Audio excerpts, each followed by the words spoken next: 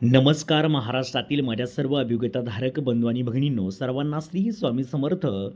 लवकरच प्रेफरन्स देण्याची प्रक्रिया सुरू होत आहे, परंतु त्याआधी जाहिरातीचा अभ्यास कसा करायचा या संदर्भातला हा व्हिडिओ आहे. माझ्या सर्व बंधू आणि भगिनींनो, मला तुम्हाला एवढंच सांगायचं आहे की प्रेफरन्स संदर्भात आपण आपल्या चॅनेलवरती पूर्णतः तुम्हाला आवश्यक असणारं संपूर्ण माहितीचे मार्गदर्शन मोफत करणार आहोत. त्याचा फायदा तुम्हाला 100% होईल.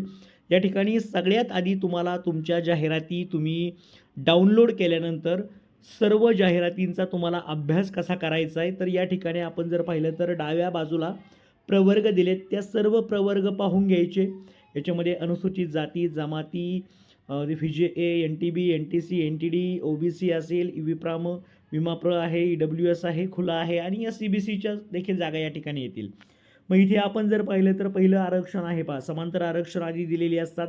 महिला असेल, माजी सैनिक असेल, अंशकालीन आहे, प्रकल्पग्रस्त आहे, भूकंपग्रस्त आहे, खेळाडू आहे. आता माझी विनंती एवढीच माझ्या अभियोग्यताधारकांना असेल, समांतर आरक्षणाविषयी मी एक प्रॉपर व्हिडिओ आपल्या चॅनेलवरती बनवला आहे. त्याची लिंक मी 100% आपल्या टेलिग्राम ग्रुपवरती शेअर करतो आहे. तो व्हिडिओ सर्वांनी पाहून घ्या. समांतर आरक्षणानुसार तुमची निवड कशी होते, कारण की हे तुम्हाला समजणं खूप गरजेचं आहे. कारण की ते एक 2-3 मिनटामध्ये नाही सांगता येणार. ते व्यवस्थितमध्ये त्याचा सेपरेट व्हिडिओ मी बनवलेला आहे, तो पाहू शकता तुम्ही. तर समांतर आरक्षणाव्यतिरिक्त म्हणजे ओपनची पदं या ठिकाणी आपल्याला पुढे दिलेली आहेत. आणि एकूण इथे आपल्याला प्रत्येक कॅटेगरीचं रोस्टर पाहायला मिळतंय. म्हणजे अगदी प्रवर्गानुसार हे रोस्टर आहे. याच्या व्यतिरिक्त आपण जर पाहिलं तर दिव्य, आता याच्यामध्ये लक्षात ठेवा तुमचा हक्क कोणत्या आणि किती जागांवरती असतो. समजा महिला आहे, आता समजा अनुसूचित जातीची महिला आहे, तर तिचे त्या ठिकाणी कुठे कुठे तिच्या जागा या ठिकाणी एकूण जागांपैकी असतात ते पण तुम्हाला सांगतो. अनुसूचित जातीच्या महिलांसाठी जागा आहेत, म्हणजे समांतर आरक्षणाच्या जागा आहेत 6. म्हणजे या 6 जागांवरती त्यांचा 100% हक्क आहे. त्यानंतर म्हणजे पहिला हक्क आपण जर पाहिला तर इथे सुद्धा हक्क आहे. खाली खुला जागा आहेत पहा, म्हणजे महिलांसाठी खुला जागा आहेत 21. म्हणजे पहिला हक्क तुमचा असणार आहे त्या ठिकाणी आपण जर पाहिलं तर 21 जागांवरती. त्यानंतर वरती असणाऱ्या 6 जागांवरती म्हणजे 27 जागा झाल्या. त्यानंतर समांतर आरक्षणाच्या व्यतिरिक्त या 22 जागा इकडे पाहिल्या असतील आपण. या 22 जागा आहेत. म्हणजे आपण जर पाहिलं तर 6 आणि इकडे खाली 21. 21 आणि 6 आपण पाहिलं 27 आणि या एकूण 22 जागा आहेत. या 22 जागांवरती देखील त्यांचा हक्क असणार आहे. त्याच पद्धतीने अनुसूचित जातीचीच समांतर आरक्षणा व्यतिरिक्त जी पदं आहेत वरती 5. म्हणजे पहा तुमच्या एकूण जागा किती झाल्या. समांतर आरक्षणावाल्यांनी लक्षात ठेवा, समजा अनुसूचित जाती आहे तर महिलांच्या जागावरती 6, खाली खुला प्रवर्गाच्या त्याच महिलांच्या जागा 21. त्यानंतर इकडे समांतर आरक्षणाव्यतिरिक्त खाली जागा असणाऱ्या ज्या आहेत खुलाच्या 22 आणि समांतर आरक्षणाव्यतिरिक्त वरच्या ज्या अनुसूचित जमातीच्या जागा आहेत त्या 5. अशा सगळ्या जागांवरती त्या समांतर आरक्षणाच्या व्यक्तीचा हक्क असतो. त्या जागा तुमच्या आहेत. आता एवढं तुम्ही व्यवस्थितपणे पाहून घ्यायचं.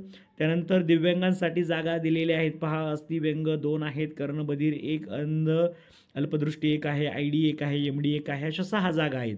आणि अनाथ संस्थात्मकची 1 जागा आहे आणि अनाथ संस्था बाह्यची 1 जागा आहे. अशा 2 जागा, एकूण जागा 148 पाहायला मिळत आहेत. आता एवढंच तुम्हाला पाहायचं आहे का, तर एवढंच पाहायचं नाही आहे. या जागा होत्या तुमच्या कॅटेगरीच्या जागा होत्या. नुसत्या कॅटेगरीला जागा असून उपयोग नाही, तुमच्या विषयाला जागा किती आहेत हे तुम्हाला जाहिरातीमध्ये पाहायचं असतं. मग ही जाहिरात थोडीशी तुम्ही ओपन जर व्यवस्थित केली पाहिली तर तुम्हाला अशा पद्धतीने प्रत्येक वर्गासाठी किती पदं आहेत. इथे जर पाहिलं तर पहिलंच माध्यम आहे मराठी. पद जर पाहिलं तर 9वी-10वीसाठी आहे. वेतन श्रेणी पण दिली, अनुदान प्रकार एडेड आहे, विषय आहे मॅथेमॅटिक्स, शिकवण्याचं माध्यम दिलं आहे. आवश्यक शैक्षणिक पात्रता देखील तिथे येत असते. आवश्यक व्यावसायिक पात्रता पण आहे आणि एकूण पदे आहेत 7. आता ही मॅथेमॅटिक्सची पदं आहेत 7. तशीच खाली सायन्सची 9वी-10वीची पदं आहेत 7. त्याच्यानंतर इथे आपण जर पाहिलं तर अनएडेडच्या देखील जागा या जाहिरातीमध्ये आहेत. तर लँग्वेजच्या जागा आहेत 12, हिस्ट्रीच्या जागा आहेत 6, जिओग्राफीच्या जागा आहेत 7.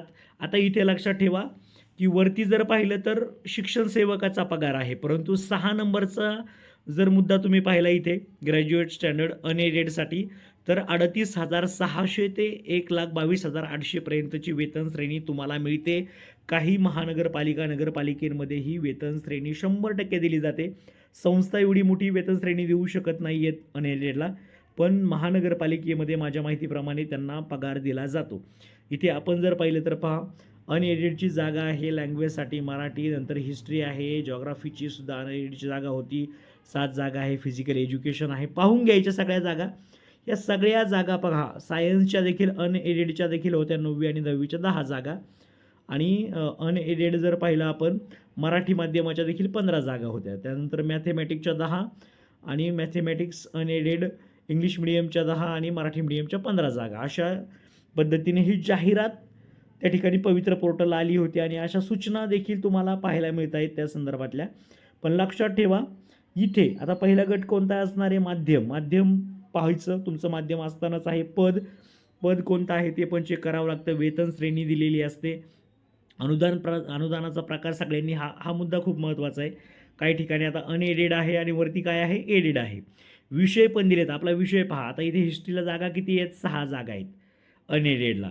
अशा तुम्हाला जेवढ्या जाहिराती येतील त्याच्यामध्ये हा प्रकार पाहून घ्यायचा व्यवस्थित. कधी काय होतं, आपण एडेड अनएडेड पाहत नाही आणि चुकून जागा दुसऱ्याच अनएडेडला जातात. आपली जास्त गुण असून देखील आपण चुकीचे प्रेफरन्स देतो आणि ते आपलं नुकसान झाल्याचं आपल्याला पाहायला मिळतं. त्यामुळे व्यवस्थितपणे ही जाहिरात वाचून तुम्हाला यावरती अजून वाटलंच तर एखादा व्हिडिओ अतिशय डिटेलमध्ये मी देण्याचा प्रयत्न करेल. तुमच्या सर्वांचं काम या भरतीमधून व्हावं यासाठी खूप खूप अशा शुभेच्छा. Thank you so much. All the best.